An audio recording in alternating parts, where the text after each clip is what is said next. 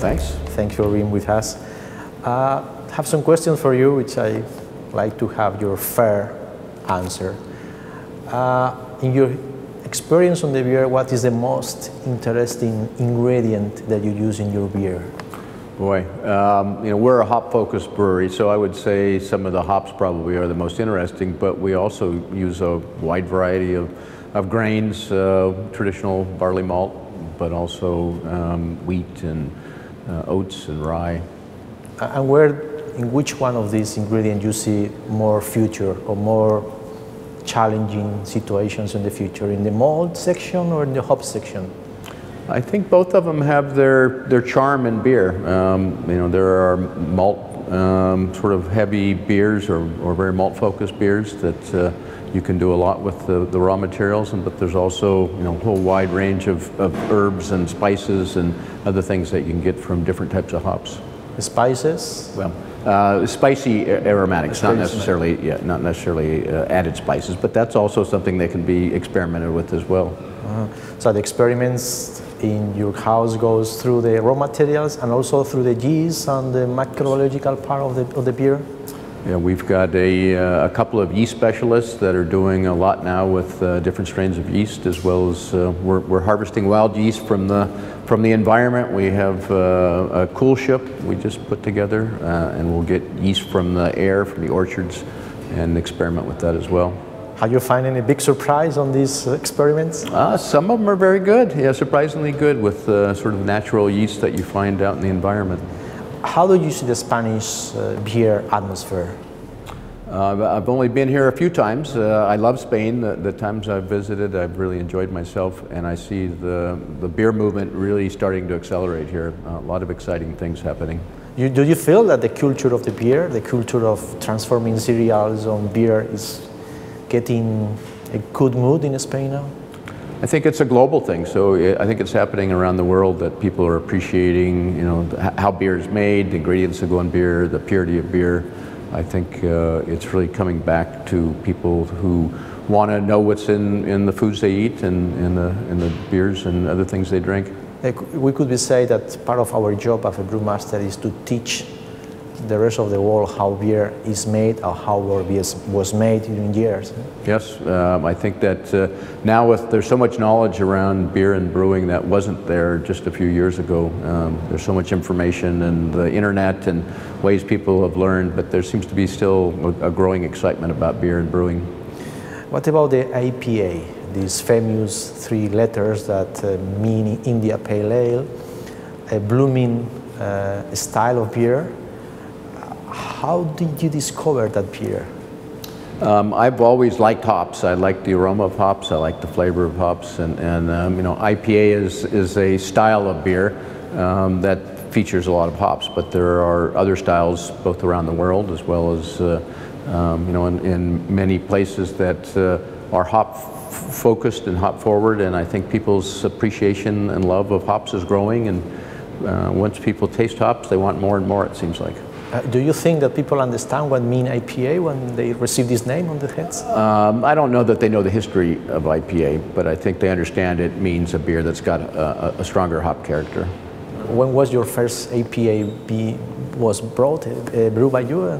Oh, I brewed it as a home brewer back in 1970s using what hops were available back then, which isn't nearly as many varieties as we have today.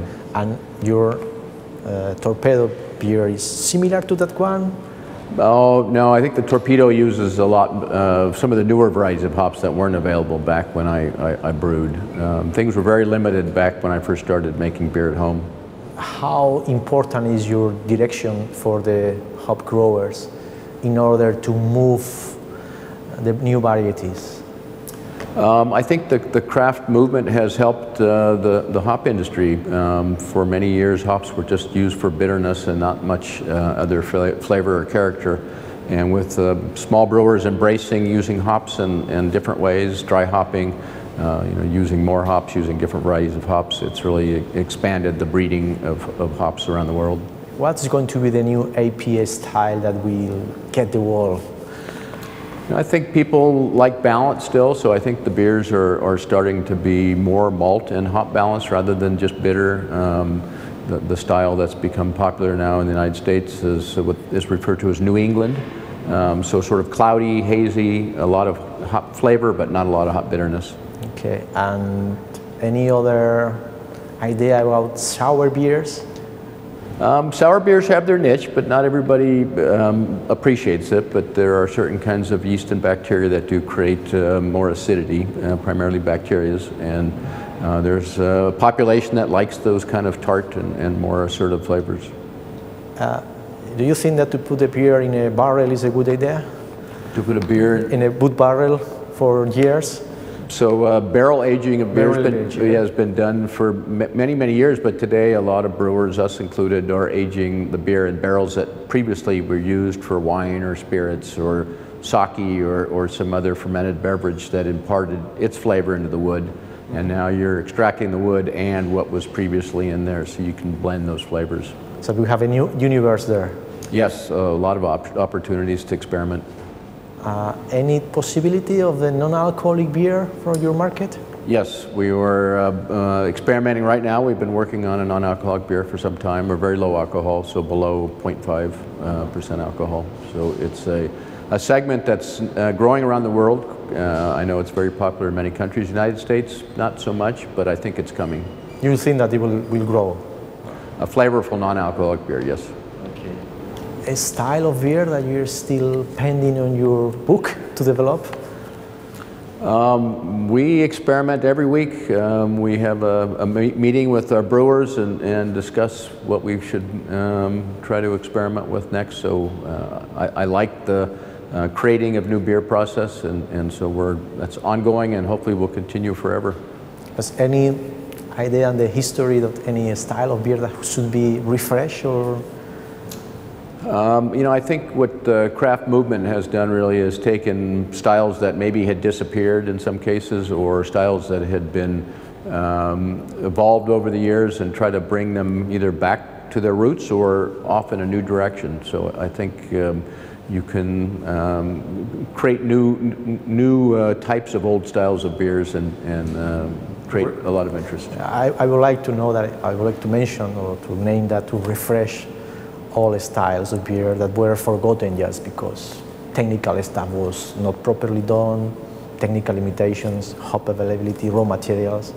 But in these historical books, there is a lot of good ideas to be renovated and inspired. And also people's tastes have changed over the years, and brands that maybe weren't currently in favor have disappeared. And now, you know, finding those old styles and bringing them back it's a lot of fun. And so you can be a historian as well as somebody who can reinterpret some of those brands. And do you think that we go to a client, a consumer of beer, that will stay loyal to the brand, or the fact that there is a more culture on the beer atmosphere will make less loyal consumers? I think the consumer's tastes are evolving and changing, and the brewer has to stay there with the consumer, either leading a little bit out ahead or at least making sure that you can stay relevant with where consumers' tastes are going, because they are changing.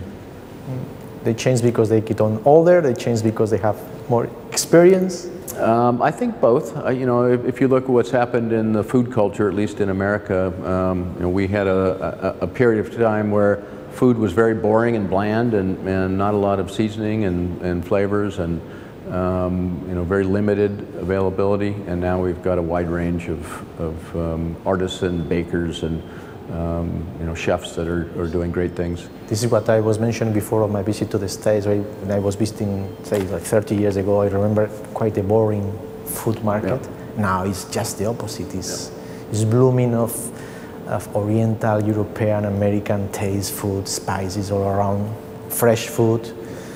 So I think we are in the right track, and beer should follow.